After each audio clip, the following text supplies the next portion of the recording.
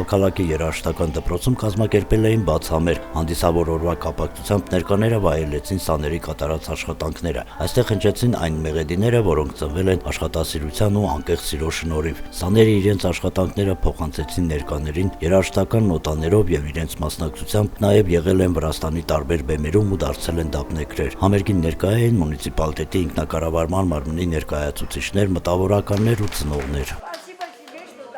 Մեր շնորհալի աշակերտները մասնակցել են մրցույթ փառատոների, դարձել դափնեկիրներ։ Բաթումիում նվագել են Աջարյայի սիմֆոնիկ նվագախմբի հետ, մասնակցել են միջազգային փառատոնի Բաքվում, դարձել են դափնեկիր։ 5-20 ապրիլ ամսին մասնակցել են Մոմավլիս Վարսկլավեբի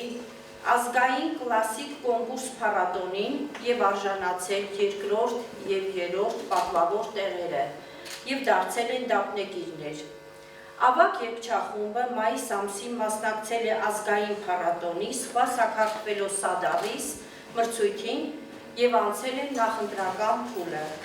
Այժմ սպասում են հրավերի մյուս փուլին։ Թող այս երեկոն լցված լինի գեղեցիկ հնչյուններով, բարձր տրամադրությամբ եւ անմոռանալի տպավորություններով։